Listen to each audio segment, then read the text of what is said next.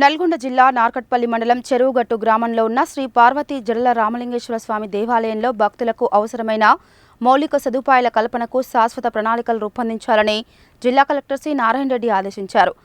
అమావాస్య రోజు వచ్చే భక్తుల కోసం అవసరమైనన్ని టాయిలెట్లు, వసతికై వెంటనే తాత్కాలిక ప్రణాళిక రూపొందించాలని చెప్పారు. గురువారం ఆయన చెరువుగట్టు శ్రీ పార్వతీ జడల రామలింగేశ్వర స్వామి దేవాలయాన్ని సందర్శించారు. ఆలయ అర్చకులు, దేవస్థానం కమిటీ వారు జిల్లా కలెక్టర్కు పూర్ణకుంభంతో స్వాగతం పలికారు. ఈ సందర్భంగా జిల్లా కలెక్టర్ శ్రీ పార్వతీ జడల రామలింగేశ్వర స్వామికి ప్రత్యేక పూజలు, అభిషేకం నిర్వహించారు. అనంతరం దేవాలయ కార్యనిర్వాహక అధికారి గదిలో జిల్లా కలెక్టర్ దేవాలయ అధికారులతో పాటు వివిధ శాఖల అధికారులతో సమావేశం నిర్వహించారు. ముఖ్యంగా చెరువుగట్టుపై ఉన్న శ్రీ పార్వతీ జడల రామలింగేశ్వర దేవాలయానికి ప్రతిరోజు, ప్రతి అమావాస్యకు, అదేవిధంగా ప్రతి సంవత్సరం నిర్వహించే జాతరకు లక్షలాది భక్తులు తరలివస్తారని ఆలయ అధికారులు తెలిపారు. వీరందరికీ సరిపోయే విధంగా రవాణా సౌకర్యం, తాగునీరు, టాయిలెట్లు, విద్యుత్తు వంటి సౌకర్యాలపై జిల్లా కలెక్టర్ ఆరా తీశారు.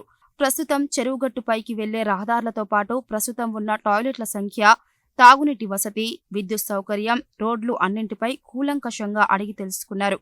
అనంతరం జిల్లా కలెక్టర్ మాట్లాడుతూ చెరువుగట్టుపై ఉన్న శ్రీ పార్వతీ జడల రామలింగేశ్వర స్వామి దేవాలయానికి రాష్ట్రం నలుమూలలతో పాటు ఇతర రాష్ట్రాల నుంచి సైతం భక్తులు పెద్ద ఎత్తున వస్తారని, అందువల్ల గట్టుపైకి వచ్చే రహదారులను డబుల్ రోడ్డు చేసేందుకు, అదేవిధంగా ఘాట్ రోడ్డు సైతం డబుల్ రోడ్డు చేసేందుకు ప్రణాళికలు రూపొందించాలని పంచాయతీరాజ్ R&B అధికారులను ఆదేశించారు.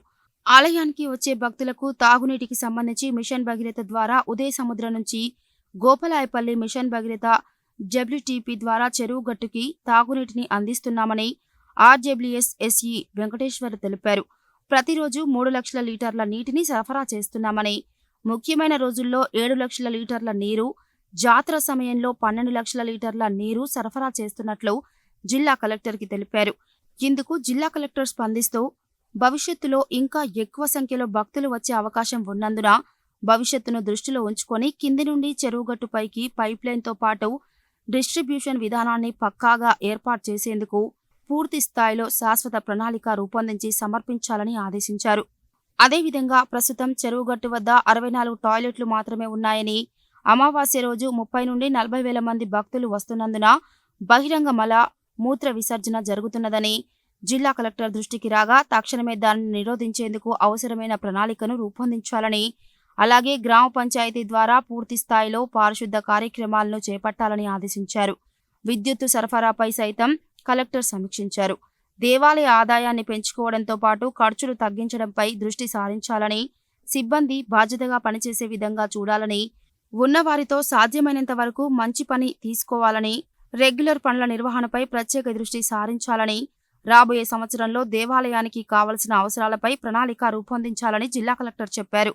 వీటన్నింటిపై ప్రణాళికలు రూపొందించాలని వచ్చే గురువారం మరోసారి సమీక్షించనున్నట్లు కలెక్టర్ తెలిపారు.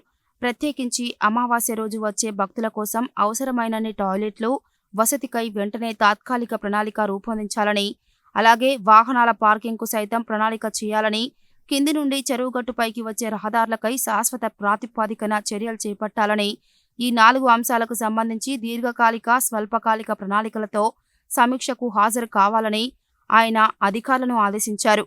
ఈ సమావేశంలో దేవాదాయ శాఖ సహాయ కమిషనర్ మహేంద్ర కుమార్, ఆలయ EO నవీన్ కుమార్, మండల ప్రత్యేక అధికారి DRDO Nagireddy, Panchayati Raj EE Bhumanna, MPDO Umesh, వివిధ శాఖల అధికారులు తదితరులు హాజరయ్యారు.